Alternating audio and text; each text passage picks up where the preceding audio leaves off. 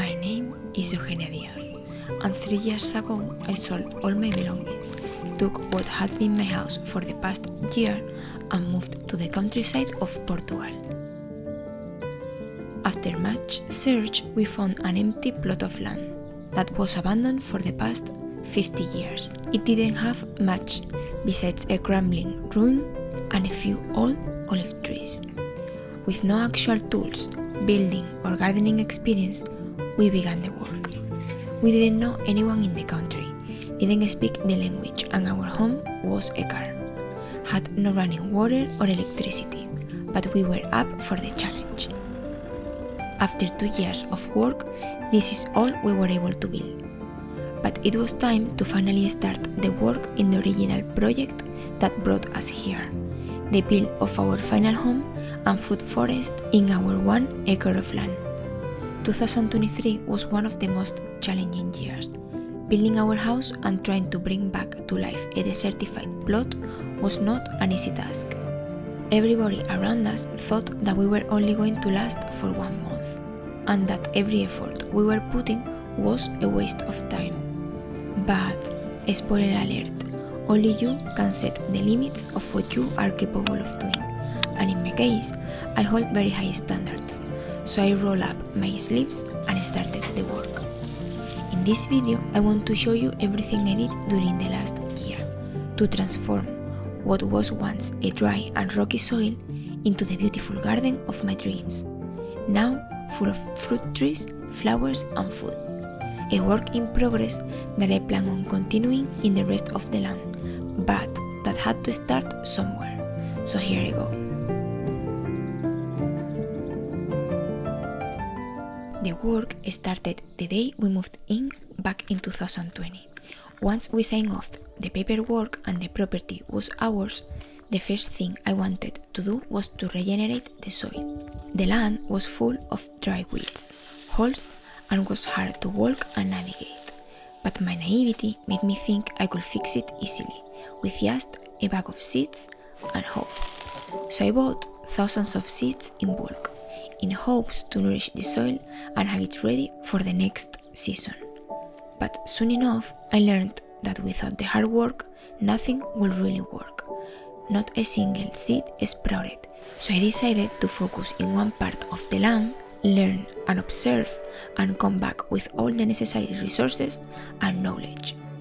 What brings me to February 2023, the day that the real job started. Since most of our property is on a hill and had 2 huge mountains of dirt that eventually we had to spread out, I decided to start in the bottom part of it. I had to pick the area that I thought was the easiest to start growing food and planting trees, the flattest area that I love to be at, because of how quiet and peaceful it felt there. It doesn't rain much where I live, but when it does, it floods everything in a matter of seconds. And although I knew I would never have a flat land, I wanted to make sure that there was no valleys, so the water would not get stagnant in the middle. So taking advantage of the mini digger we had in the building site, I came to flatten the area as much as I could, remove as many rocks as I found, and came back with a plan. The next step was to take measurements, to design and align the growing area for the food forest, with the property lines and sun. We decided to face it south, to get the maximum sun exposure in the growing area. And with all the measurements, I drew some plans and continued with the next task, the digging. To make sure the water from our hill would not flush all this planting area when raining, we dug a huge trench at the bottom of the hill and across our neighbor's property and ours.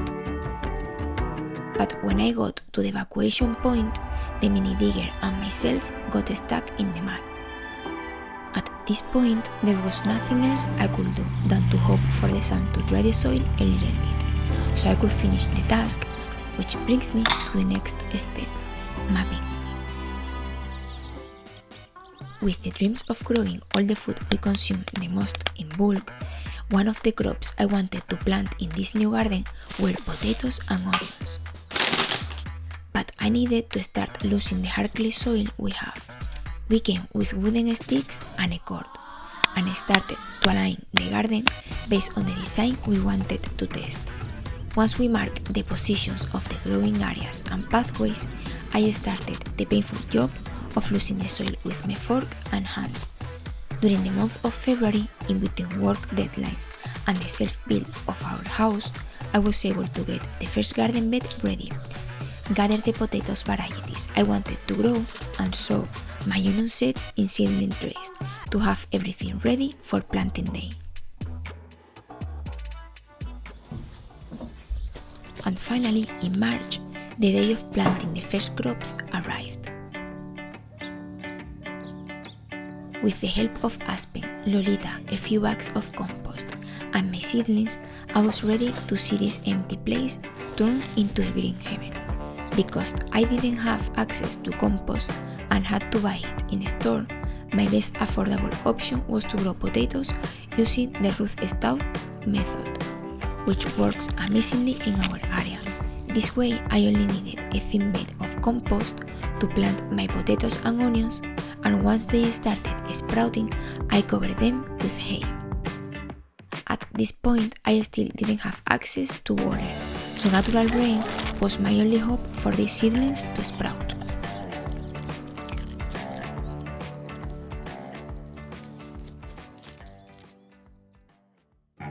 By the end of March, the weather started to get hot and dry. I was desperately looking for a farm where I could buy a straw bale and compost. I found a few, but the days went by and unfortunately nobody showed up, which left me with no many options. At this point, every neighbor who walked by the area was hesitant something will come out from this. With no actual compost and such bad quality soil, my chances to succeed were low. But if you have been here for a while, you may know that I don't throw the towel easily. So instead of blaming others for what seemed to be a total failure, I did the thing that was on my hands. I went online and found only one place where I could buy tiny straw bales. Took the two 30 liters water bottles that we used during the first month while we lived at the camper van, and went to my garden to take care of each and every plant. Cover my potatoes and onions crops with straw, and water the more than 100 potatoes and onions I planted by hand with my watering can.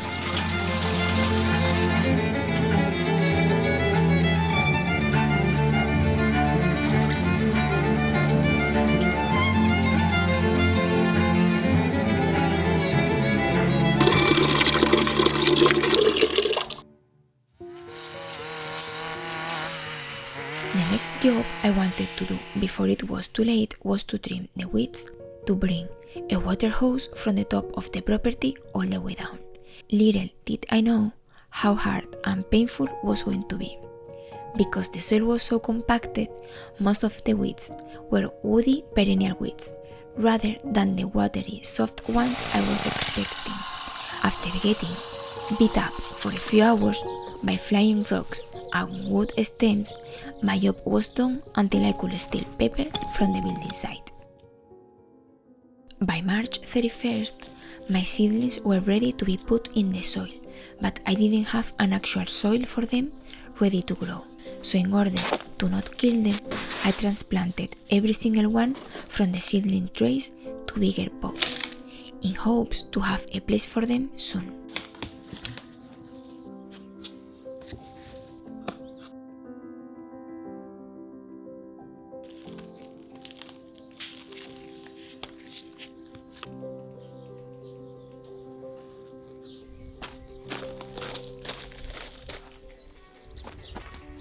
At this point, I knew that no farm would bring me compost. So if I wanted to move forward with my garden project, I had to do something, which made me rethink the original plan. After much thought, we decided that if we were going to invest in a good quality soil, we'd rather put that soil in a garden raised bed than spreading it in the land, since it will get mixed and probably wash out at some point. So this brings me to April 3rd, the day we received the wood to build our first garden beds. After many sketchy trips in the digger, what I call the extension of my tiny arms, I brought all the material down to the garden.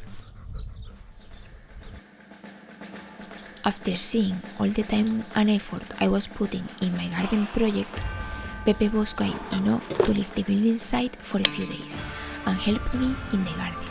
We installed a temporary watering system to be able to water the seedlings, since at this point the forecast showed that the next 2 months were going to be really dry.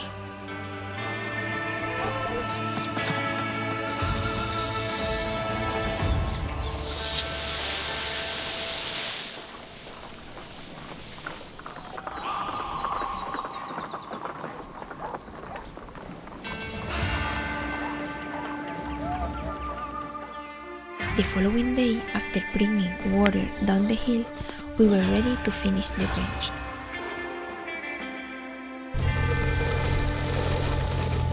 We used a wool felt to avoid the mud to collapse inside of it. Added a drain pipe, also covered with felt, to avoid the mud filling the holes, and fill everything up with gravel. And the third day, while working in the building of our house, the first trees arrived. We chose a mix of deciduous and evergreen trees, so in the darkest of winter days, the green leaves of the orange, lemon and magnolia trees will shine bright. In our next day off from work, we started building the garden beds. To protect the wood, we used a natural linseed oil. We designed the garden beds based in the length and height of each wood plank. This way I could maximize the material we got and nothing will go to waste. The final measurements were garden beds of 260 by 130 by 20 centimeters. We used heat-treated wood that was 5.5 centimeters thick. We could not finish building all of them that weekend. The original plan was to make 12 garden beds, but we were only able to build 8 of them, which brings me to the next chapter. After many windy days, our new trees were waiting to get into the soil, but we were waiting for the 2 big bags of compost we were able to order. Because no other car or delivery truck can get into the garden, our old trusty truck carried the huge bags of 2.5 cubic meters to the garden, and the day to plant the trees arrived. To make sure the tiny trees stood a chance to survive our bad soil, we used the tools and the resources we had in our hands at this time. We dug holes for each tree around 1 cubic meter each, mixed the original soil with the compost we got, and covered the base of each tree with mulch. This will help the soil to dry slower during the hot summer days. A few days later, I threw nasturtium seeds and transplanted some of my market-more cucumber seedlings to create a green base layer around each tree, which in my experience helps to maintain the soil moisture for longer and makes the garden more beautiful. Summer was around the corner. The temperatures were getting higher each day, and my beautiful looking seedlings were close to go to bolt. At the end of April, I planted the next crops, my favorite combination, called the Three Sisters: corn, green beans and squash. This year I was able to get my hands on new seeds varieties, and I chose to plant in this area the Musqué de Provence squash, the Inca rainbow corn, and La Vigneron green beans, a heirloom variety from Switzerland. The Inca rainbow corn is a sweet dry corn, and it is a cross between the large white-seeded Peruvian variety, multicolor Southwest native corns, and heirloom sweet corn. Their 20 centimeters long cobs will increase in color as they mature. Great as sweet corn, roasting corn, and dry corn, a beautiful piece of natural art. The roots of the corn and squashes help to break in the soil, and the green beans help to fix nitrogen into the soil. I find that for my climate, this combination tends to be quite hardy and survives through the most harsh conditions. The only downside was that my water hose was not long enough to water this area, but I hoped that the work we did when planting the trees plus all of these tiny plants together will eventually produce something.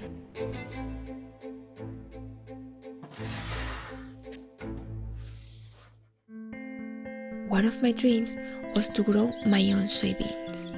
I find really hard to buy European non-GMO soybeans, and most of the time when I eat them I feel sick. So this year I was committed to grow my own soybeans. The seedlings that I prepared were more than ready to be put in the soil, but at this point we were in May, facing more than 40 Celsius degrees, and the job at the building site didn't allow me to work for the entire month. We had to pour the concrete footings of our house because the wooden forms that took us 1 month to build started to warp with the sun. So the only thing I could do this month was to come to the garden the 10 minutes I had in the middle of May to tag the tree varieties and finally remove the cords and tags they came in with.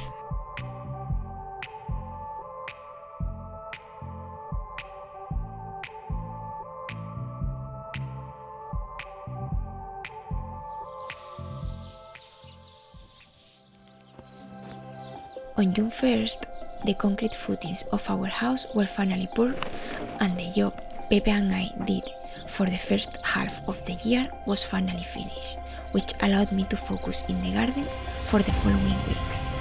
I was able to align the garden beds, and this time I wanted to try something that I thought would help me control the wild nature and weeds. So I went ahead and installed a wool felt in the pathways and at the bottom of each garden bed. Once I finished installing the felt in the raised bed area, I just started filling the garden beds. One tiny person versus 2.5 cubic meters of soil. I was up for the challenge, and after a sunburn, a few tears of exhaustion, and pain all over my body, I finished my work for the day, and the next seedlings went into the garden. A mix of squashes, eggplants, peppers, flowers, corn and tomatoes were planted. At this point I realized that I saw way more seedlings than space I was able to prepare by myself. I also ran out of soil, so I could only fill 4 garden beds. And the only thing I could do was to spread the mulch in all the working areas. And I think it was this day that I had to face the harsh truth. As much effort as I had put to do the extra work of avoiding the weeds, nature always wins. Only a couple of weeks after I installed the felt all over the garden, the first Bermuda grass broke through the felt and started to appear. And at this point, I didn't really know what to do next, so I decided to keep moving forward and try. It became more like an experiment to see if the felt could help me maintaining this garden weed-free. Since this garden is far from my cabin, I can't keep up with the job of weeding as easily as I do in my front yard garden.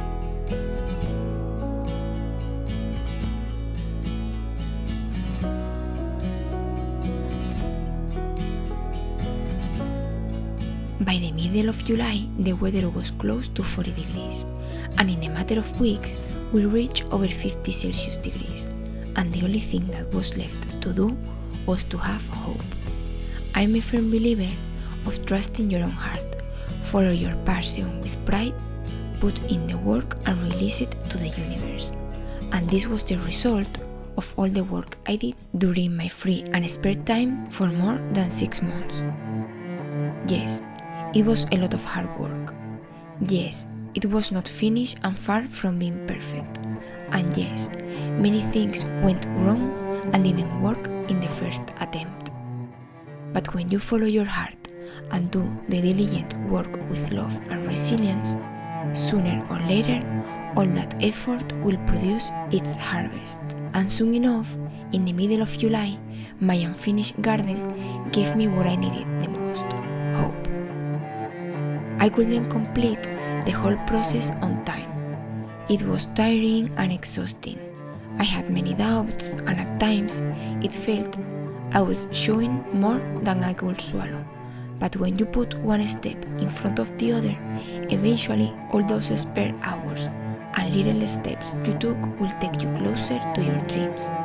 You learn to enjoy and be grateful for each little improvement. And when you take pride in the work you do, great things will always come out of it. Eventually, you learn that life is not about how fast you get to the finish line, because a garden like this one will never be built during the 60 seconds that a reel or a video lasts. A garden like this one is a life's project, always changing, always evolving, always teaching. For me, it is a gift to the senses.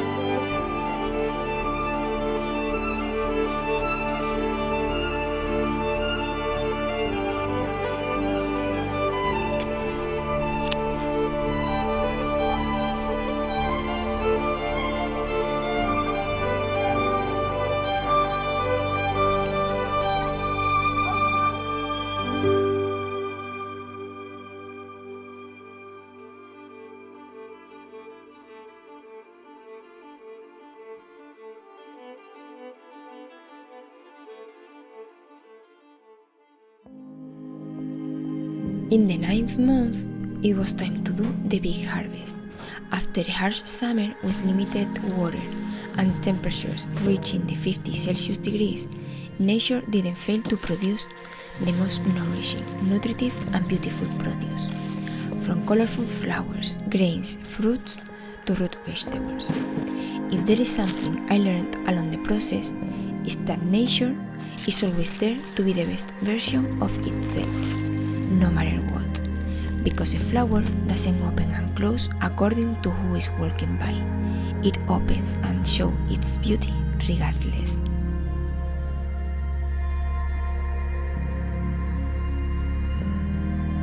Being able to harvest squashes and potatoes to store and eat until the next season, or harvesting onions and peppers to dry and use in my kitchen every day was just what I needed to keep working and finish the first phase of this project. Once the weather started to cool down at the end of September, I ordered the last 3 cubic meters of compost and was able to fill in the last garden beds and plant the new crops for the fall-winter season. Most of my eggplants and pepper plants were not able to produce during the summer due to the heat, but in an effort to learn and observe, I decided to leave them in the garden beds during the following months. And once the colder weather arrived, they looked their best, and the most beautiful and sweet-tasting eggplants and peppers made it to our table. Beautiful flower bouquets were harvested from this tiny corner of the world, and many bees, bumblebees, insects, reptiles, and amphibians like frogs or salamanders had a place to eat, hide, and thrive during these months. The future is an unknown, but a somewhat predictable unknown. To look to the future, we must first look back upon the past. That is where the seeds of the future were planted.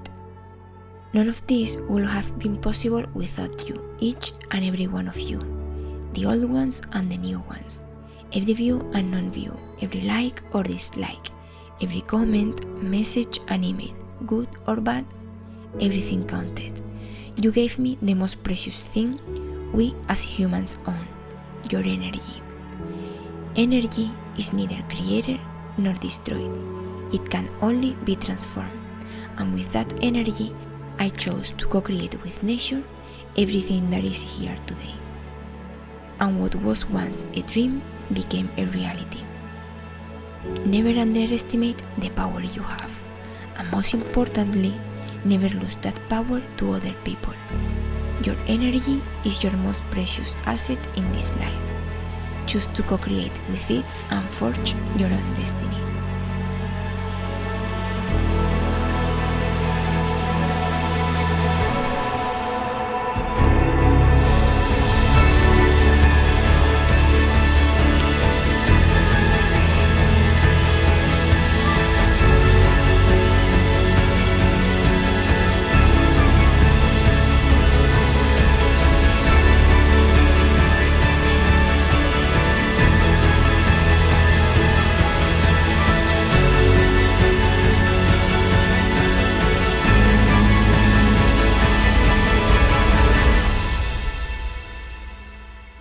years ago, I chose to invest in myself, became an entrepreneur, and decided to follow my heart and passion, creating a world that to my eyes was a more beautiful one with my designs and creations.